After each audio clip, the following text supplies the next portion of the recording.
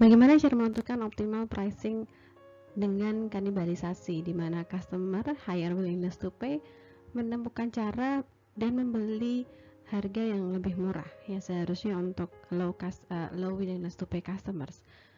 Di sini pada contoh example 1 diasumsikan perfect differentiation, di mana customer dapat perfectly mengelompokkan customer berdasarkan pada willingness to pay, lebih dari 7 dan kurang dari 7. Kemudian baru seller ini menentukan titik optimal price untuk setiap grupnya. Lalu bagaimana kejadiannya, atau apakah hal tersebut akan mengaruhi optimal pricing ketika terjadi kanibalisasi, di mana beberapa higher willingness to pay customer membeli dengan harga yang lebih rendah?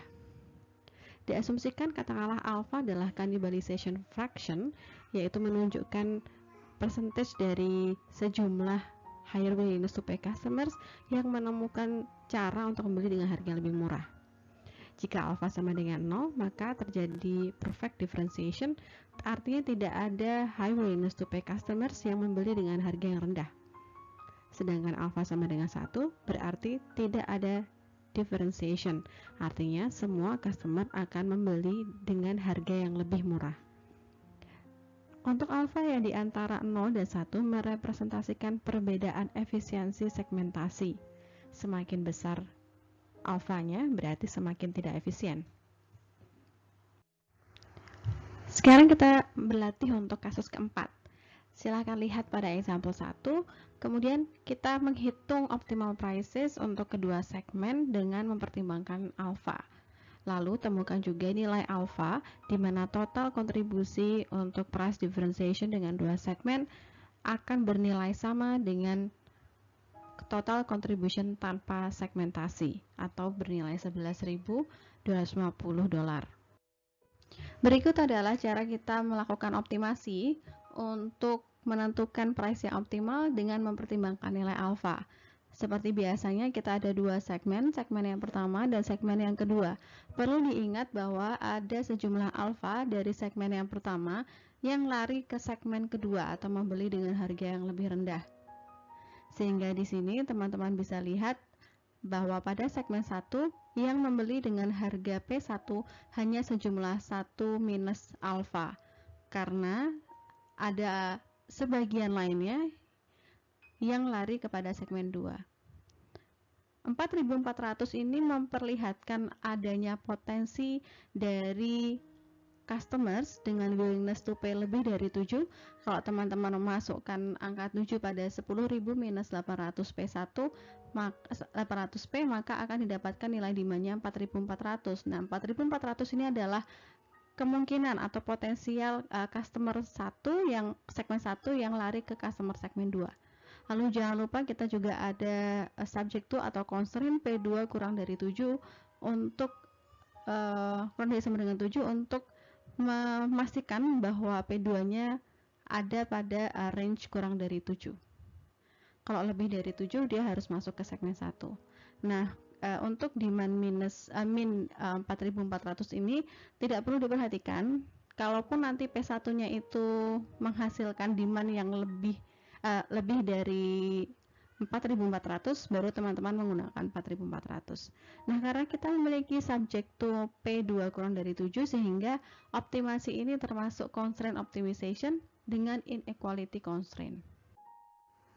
Sehingga akan didapatkan P1 minus 5 dikalikan 1 minus alpha dikalikan demand dari D1, kemudian ditambah P2 minus 5 dikalikan 5.600 kurangi 800 P2 ditambah 4.400 alpha dikurangi lambda, ini diassign kepada inequality constraint, kemudian P2 dikurangi 7 sama dengan 0. Lalu untuk menyelesaikan optimasi ini, lakukan turunan pertama untuk P1. LP1 ini adalah turunan pertama untuk P1 sama dengan 0. Berarti turunan pertama terhadap P1 bernilai 1 minus alpha dikalikan 10.000 minus 800 P1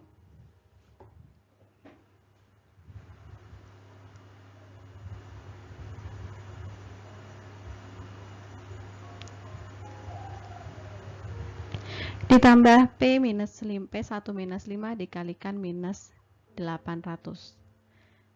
Sedangkan pada fungsi setelahnya tidak ada P1, sehingga tidak ada yang bisa diturunkan, artinya 0. Kemudian LP1 ini sama dengan 0 untuk mendapatkan P1 yang optimal. Dengan cara seperti ini kita akan mendapatkan nilai P1 optimal sebesar 14.000 dibagi 1.600, yaitu 8,75. Untuk meyakinkan bahwa 8,75 ini akan menghasilkan D1 kurang dari 4.400, teman-teman bisa cek kembali. Kemudian selanjutnya adalah LP2 sama dengan 0, yang artinya fungsi pada objektif tersebut diturunkan berdasarkan untuk P2.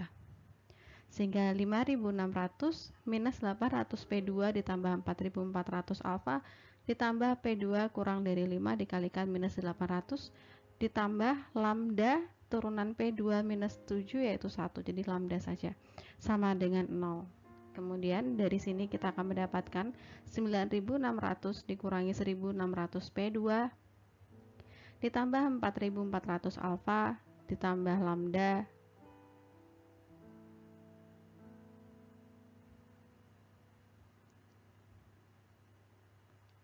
dikurangi lambda sama dengan 0.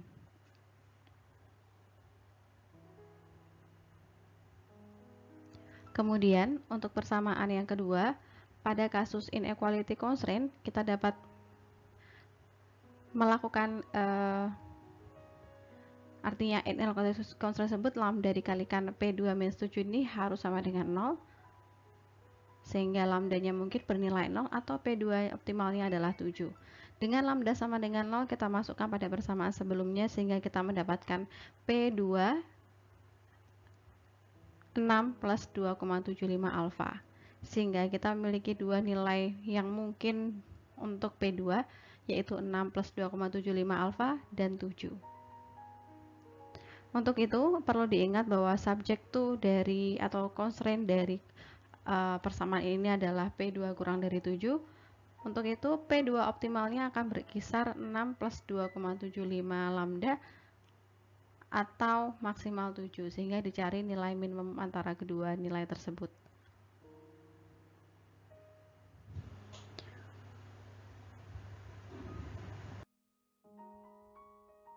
Setelah kita menemukan nilai P1 optimal yaitu 8,75 dan P2 optimal yaitu 6 plus 2,75 alfa, selanjutnya kita menjawab pertanyaan yang kedua, yaitu menentukan nilai alfa di mana kontribusi total untuk price differentiation akan sama dengan total kontribusi tanpa segmentasi, yaitu 11,250.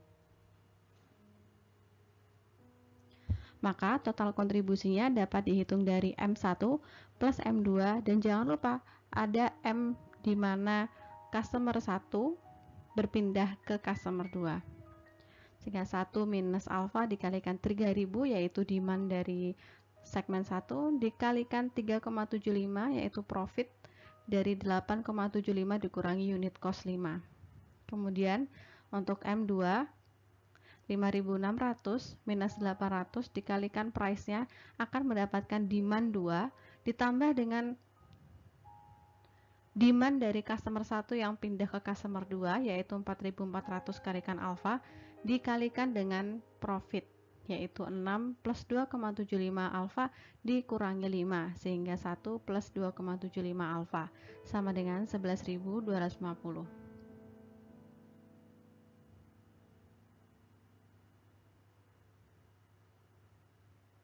Teman-teman tinggal menuliskan, artinya tinggal menganalisis, menyelesaikan persamaan ini.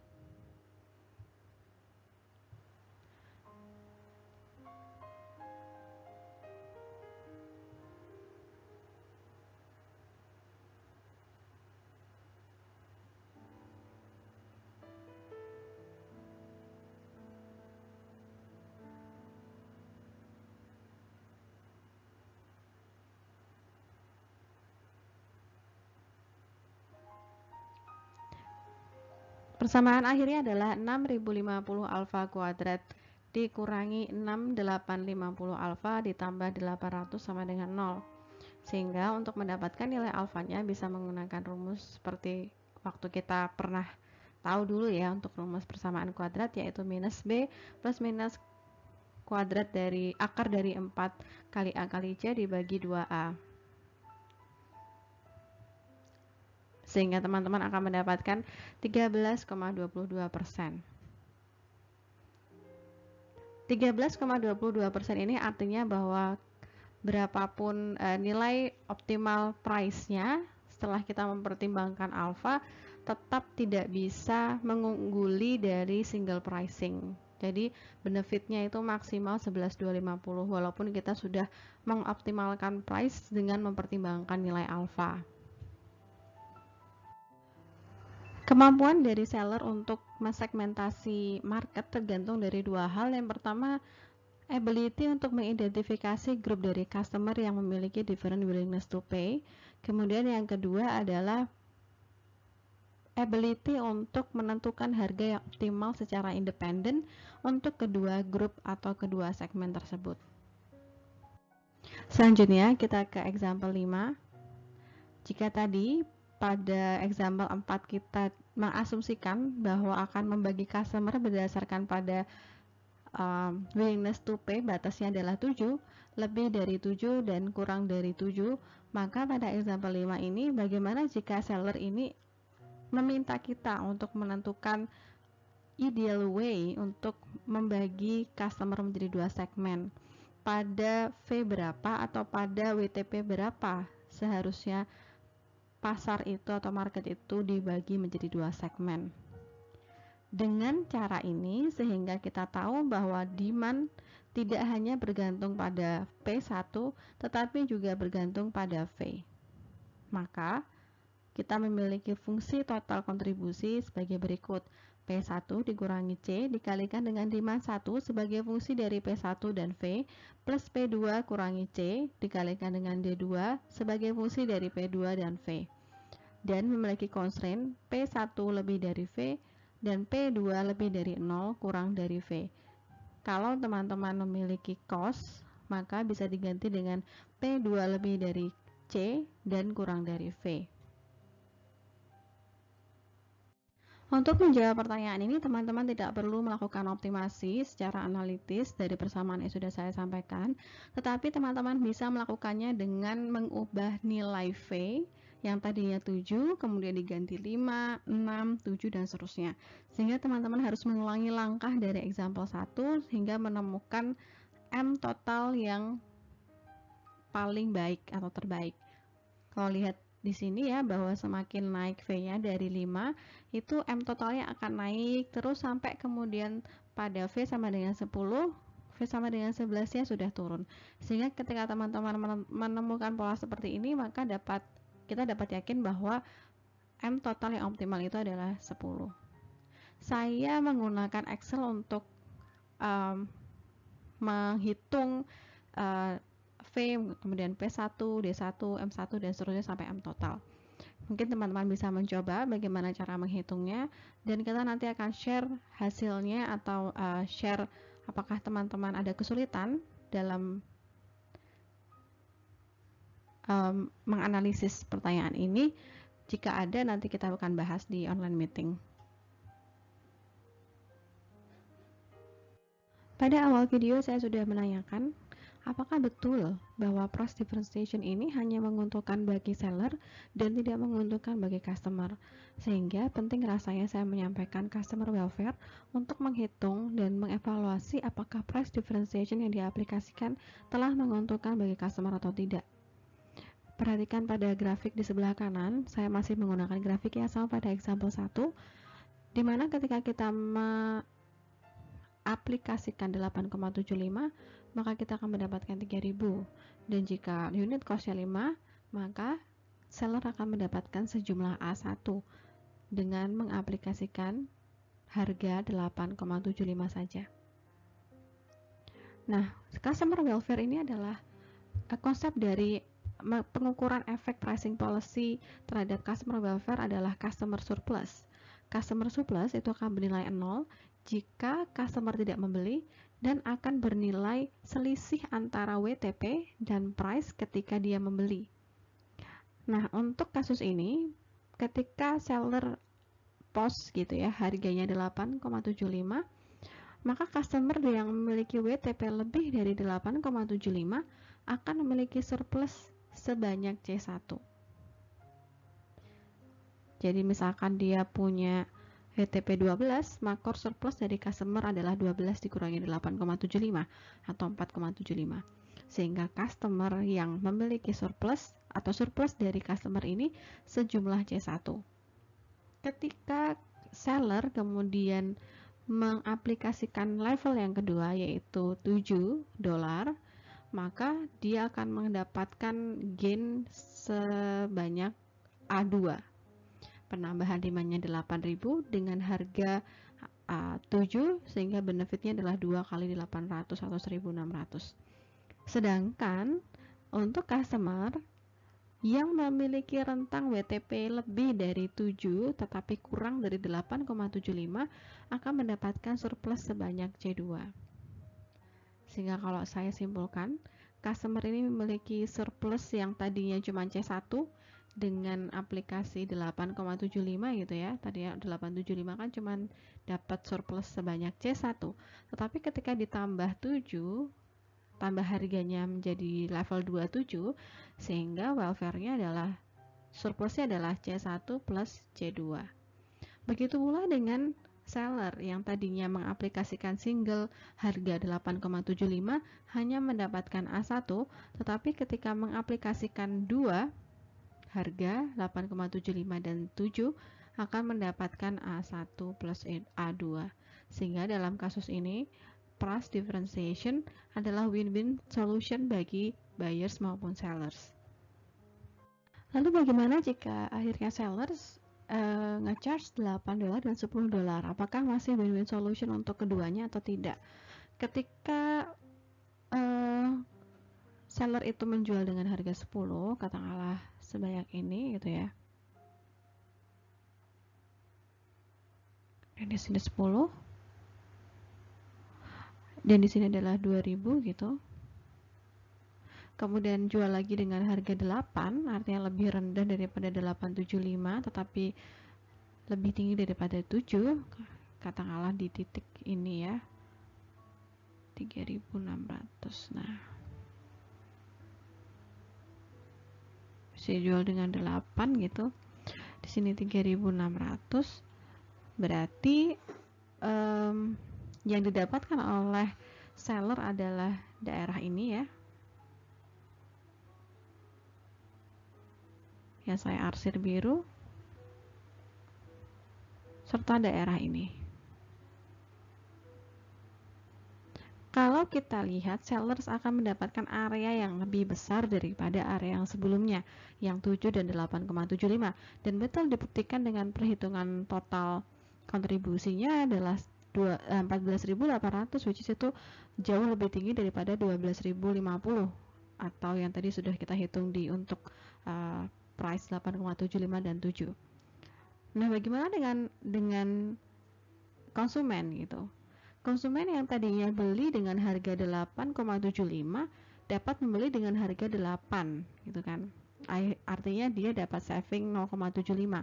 Sebanyak 1.600 customer itu dia naik gitu ya, atau surplus itu 0,75. Tetapi untuk customer yang tadinya seharusnya bisa membeli 8,75, customer yang tadinya di WTP yang di atas 8,75 harusnya membeli dengan 8,75, harus terpaksa membeli dengan harga 10, sehingga dia akan merugi sebanyak 1,25, dan itu sebanyak 2000 customer. Kalau di total gapnya itu adalah minus $1.300, sehingga di sini customer welfare-nya, customer surplus-nya adalah minus $1.300 dibandingkan dengan, artinya ini gap antara strategi ini 810 dan strategi yang sebelumnya 7,875. Artinya ada penurunan customer surplus gitu dari strategi sebelumnya. Nah, di sini kita bisa simpulkan bahwa price differentiation itu tidak selalu increase atau tidak selalu decrease total cost customer surplus, tergantung dari situasinya. Dan ada satu general rule gitu ya, ketika price differentiation scheme itu meningkatkan profit dari seller tetapi tidak kemudian diimbangi dengan additional production, pasti akan menurunkan total customer surplus. Hari ini kita telah mempelajari bagaimana price differentiation, baik itu konsep, kemudian menghitung harga optimal dengan atau tanpa mempertimbangkan segmentasi efisiensi, kemudian sampai akhirnya kita menghitung apakah price differentiation tersebut akan menguntungkan bagi kedua belah pihak, yaitu sellers dan customers. Terima kasih. Jika ada pertanyaan dari video ini ataupun diskusi lebih lanjut, kita ketemu di online